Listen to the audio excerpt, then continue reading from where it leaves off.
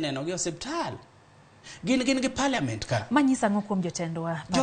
Manyiso ni koro gando wuok inego gi lisasi to jotelo to nitie ok ne machiegni. Yes.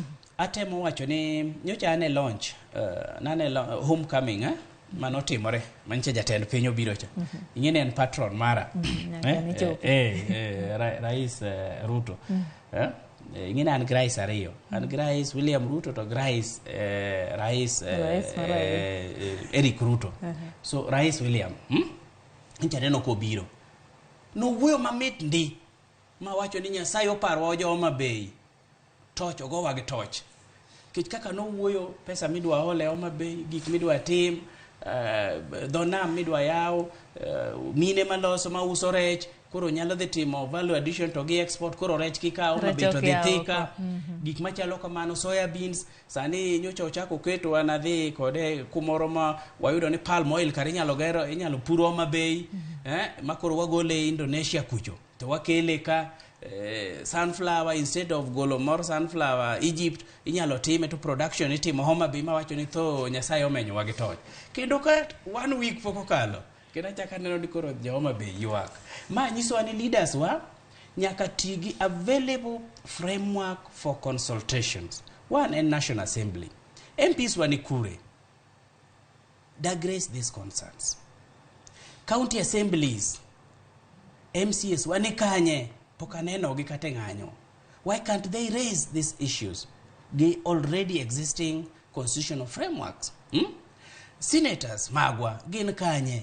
Dagi kill issues gi mondo gi depend candidly.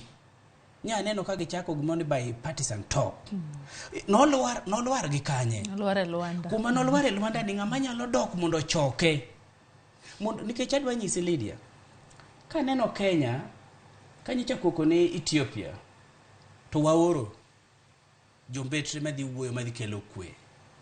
Kanyoro Sudan wang jo Kenya mokaol top leadership kadhi ng'iyo kaka Sudan oningo losi. Masani neno kwe nitiere. Libya the same. I can mention several countries. Mang'eyo ni koko incha nitiere tiyudo ka ji timango waoro jombetre wa. Wan Kenya ka didhi los makawadu majirani to maru tamo uloso. Charity begins at home. I call upon leaders wa. Where they lost maka ngato maka jirani to duang. Kenya is a respected country. Enemo host UN. Kenya nigi jombetre moloyo any country within the East Africa. King'iyo foreign direct investment. Kenya number 2 kuom Ethiopia Lydia. To attract foreign direct investment. Tiene ni joma dwaro kelo mwandu e piny. Kineno governance kata political stability, Kenya is rated high. In terms of innovation of mar technology, Kenya is number 3 after South Africa and Mauritius. Ma nyiso ni ineno kata jogi nene Rwanda ka Burundi learn from us. Uganda ka learn from us. Kwa ketho pinywane wadhi ran kanye. Ka countries mamoko moluoro wage biro to learn from us. Ask yourself. It's very potential. King'iyo literacy level almost 90 over 90% mano Kenya. En kuma kidhi kata kisungu ni chapa kata village kuchu. Kata miyo moti wacho. Countries modongi kiwuotho nyochana Congo Brazzaville. Iwuotho mana translator bathi kata ine headquarter. Kenya ka come to Nairobi. Kati wacho mana French. Kate fwambo ka yes, kate fwambo ka yudo ji. Ang'o madang wa yie ni nyako wang. Adwa challenge leaders wa.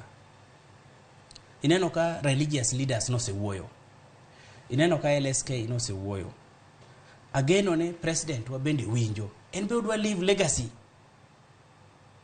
Wake through dialogue. We give it a space. Patrick ang'adhi timore. Nikech no se timore previously. 90 ng'e gima ne timore Kenya ka. Mano pod natin kore kana donje high school. Naneno ka dialogue was given a chance.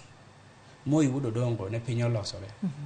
Matinga odonje gweno momore gweno ndalono maja kiani mano no yudo to tingo duogo nyono wi gweno tingo chako nyono wi gweno ang'o madang monwa wuoyo kaka leaders mondo mi industrialization manyoro president Ruto dwa timo all the counties iluongo ni one product one county one product ng'eni ji pok ong'eyo gima gini no mean Nyiso ni every country, every county nyaka ne bed get at least one industry based on comparative and competitive advantage.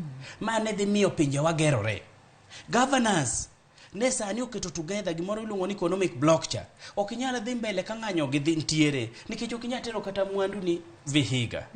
Ja Vihiga be ok inyal biro Homa Bay. To mwandu ok inyal Nandi kacha kata ken chak mobedo processed. Ok inyal kelne ng'ato Kisumu ka to process it further. Malo ket value addition matere Uganda. Airports wage dhi tiang'o.